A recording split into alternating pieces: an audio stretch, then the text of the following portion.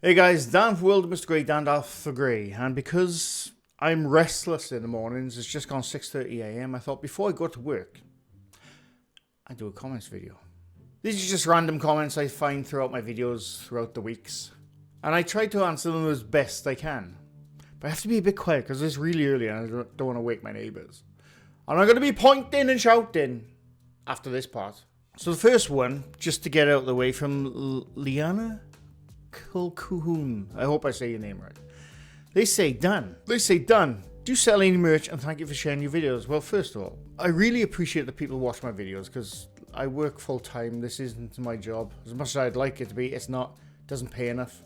But I do try and get as much time as I can onto this channel, and I appreciate it when people watch it. Do I sell merch? I did have a t-shirt site which I've linked in videos for about the last 2 years. Because I didn't do the tax code right when I first started that up, I made nothing from it. But I kept it up because people wanted those t-shirts. So I'm going to redo the t-shirt stuff onto YouTube somehow. I haven't figured that out yet, but that's what I'm going to do. The other site should be closed down now. I think I closed them down last night. But yes, there will be something coming soon. Elan Trauma, first of all, and they commented on the Infrasound video I made the other day. If you haven't watched it, go watch it. In the context of a supposed haunted location, all of the things that can cause paranormal experiences are almost never considered. That in and of itself is enough to deem all members of a paranormal investigation incompetent. Unfortunately, that's typically not the case. The title of paranormal investigator has been hijacked by shameless, attention-seeking imposters who garnish views by asserting absurd falsehoods. If channels like this one, Beardo and Side-Eye Guy, didn't actively advocate criticism of extraordinary claims, there's no telling that lengths some of these charlatans would go to convince the world how insignificant rational thought is. Thriving civilizations do not advance from having acquired knowledge under false pretense. The word paranormal investigator has absolutely been hijacked by shit talkers. People having fun. There is people just having fun, but there's a lot of people out there who blatantly lie to their audience. We know who they are. They know they do it. It's unfortunate when you see the audience fall in for their shenanigans and, sending them money. We're so sorry that you're going through this in your haunted house. It's bullshit. They're nothing but scammers in my eyes. Some of them, like I said, some of them are just having fun, but a lot of them, they blatantly lie into their audience, taking them for fools, and they love it. But I totally agree, and I appreciate the comments. From Jenny Man, and they say, I agree with what you said, it can explain a lot of paranormal experiences. I also think the power of suggestion can have an impact. I went to a museum with 2 old cottages. The first one was fine, the second one we felt uncomfortable. It just didn't feel right. Was it paranormal, or the fact that we had read that a lady had died and is still seen in the cottage? I think I know which one. I think the power of suggestion is the most powerful paranormal igniter in my eyes. I have been with people going to haunted locations, going to places like a haunted tour or whatever. Look at our orb right there. You're already set up for, there was a lady who died in this place.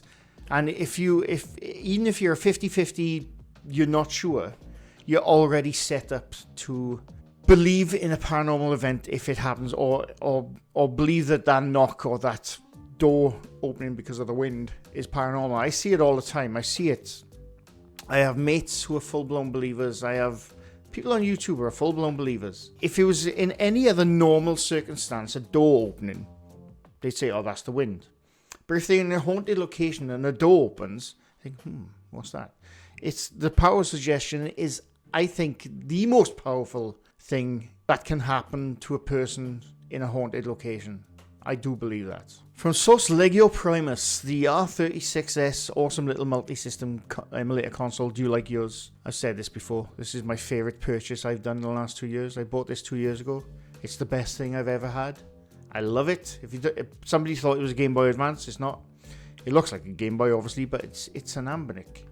And it emulates all your favorite games from your childhood. I love it.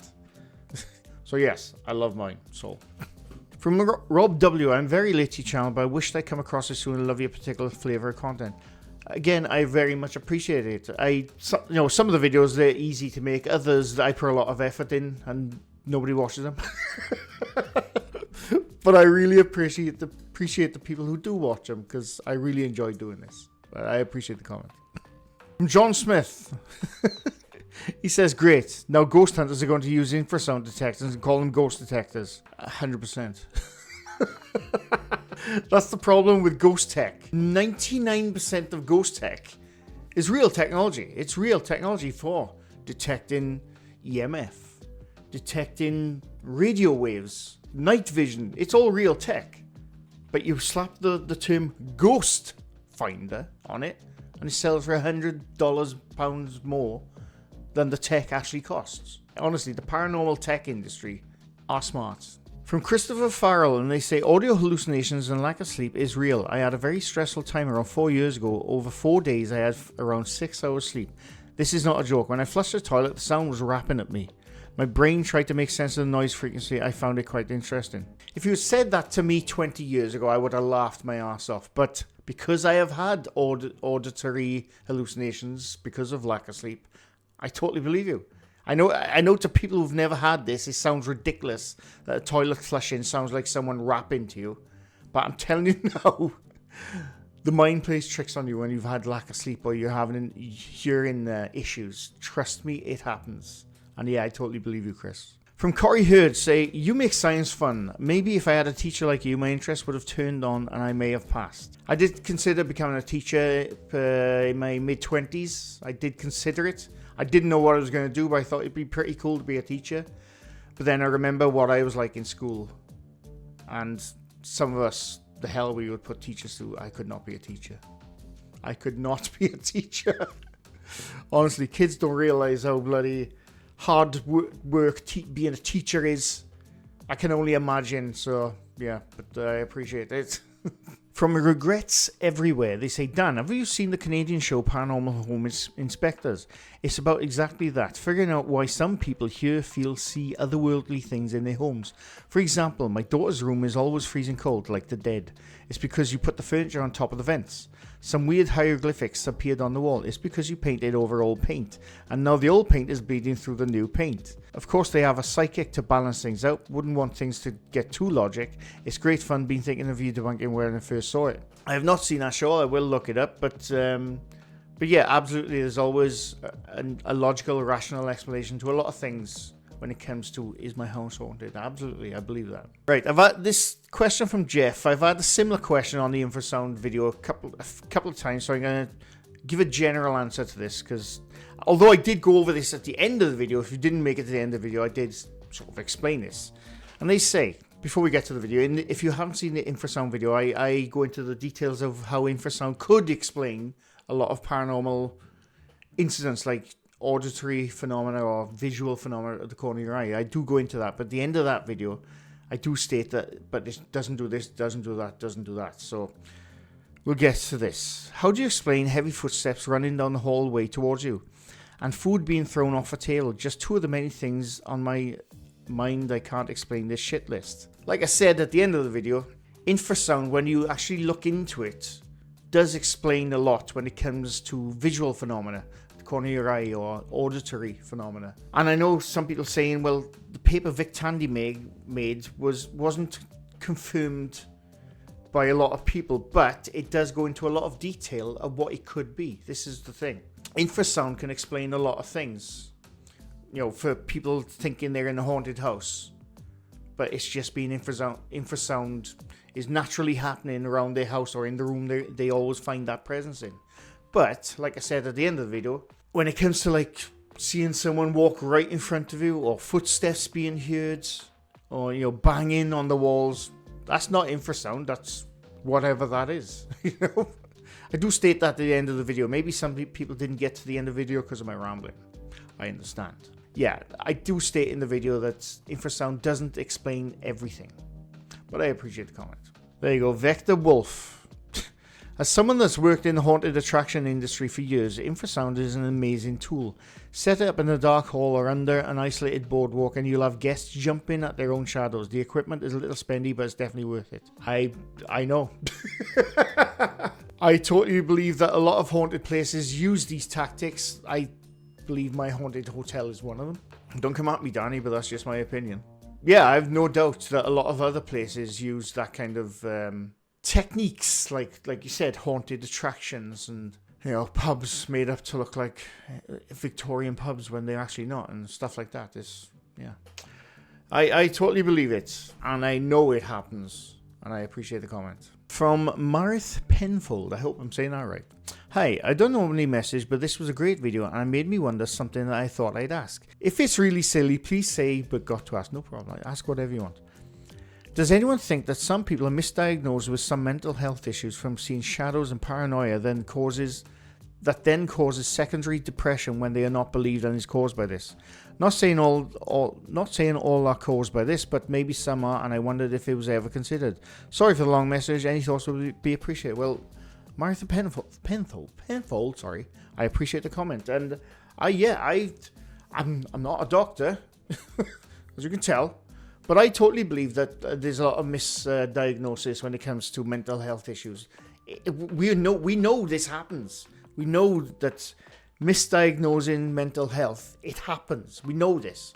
Doctors are great. I'm not knocking doctors, but a lot of them, especially in this country, they're overworked, right? So a lot of the times I've had this experience is really frustrating with myself and family members. You go to the doctor for something, something is up, and then the doctor take these pills and come back in 6 months, or we'll see how it goes in 4 months, and then things get worse, and by then the damage is done. I'm not talking mental health, I'm just talking in general. Doctors are great. They are severely overworked, and I think they try to rush, and because they're so overworked, they try to rush people through the health system, which is unfortunate. It's really bloody unfortunate.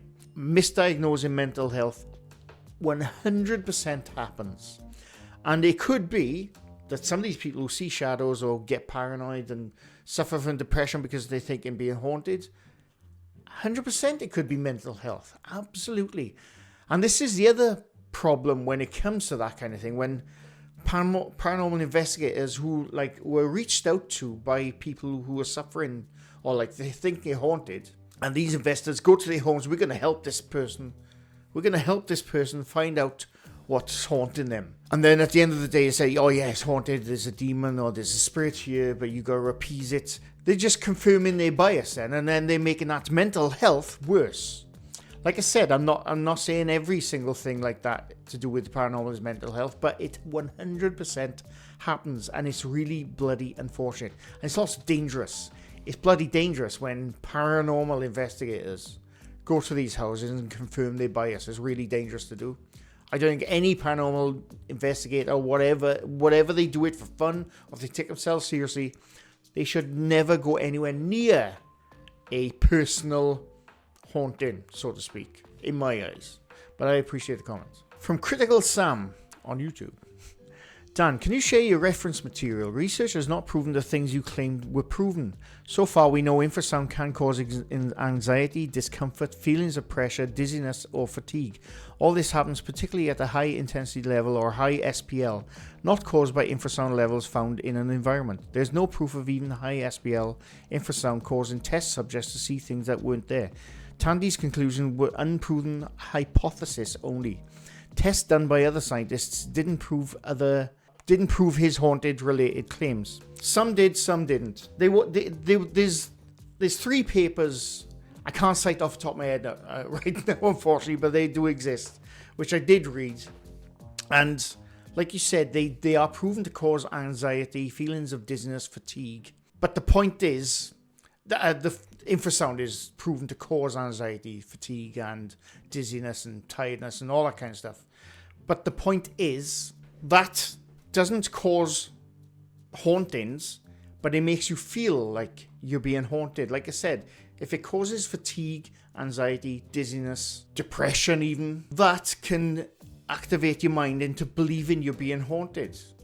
Like I said, fatigue, you hear things. Dizziness, you think you see things. Although it is a hypothesis, I totally agree with you on that. The tests themselves are still proven to cause anxiety, fatigue, which leads on to hearing things and seeing things. So there is... I know some people have said, oh no, Vic Tandy's bullshit, and that's totally fine. But there's a lot of scientists out there who have agreed with him.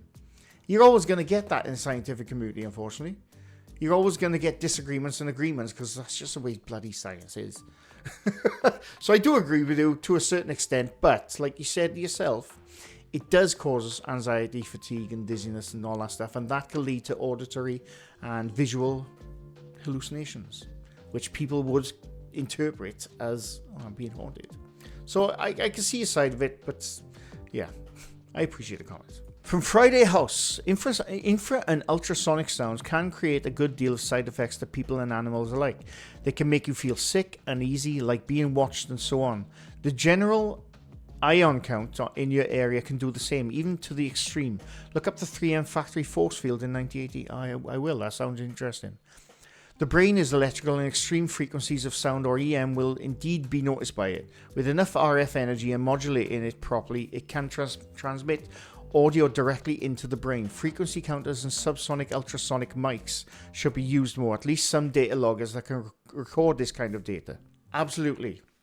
We already know that the military have been experimenting for years with sound devices, not to fry the brain, but to confuse the brain on the battlefield. We know this has been experimented with, not just the military, but other fields. Not battlefields, but fields. Yeah, and like you said, the brain is electrical impulses.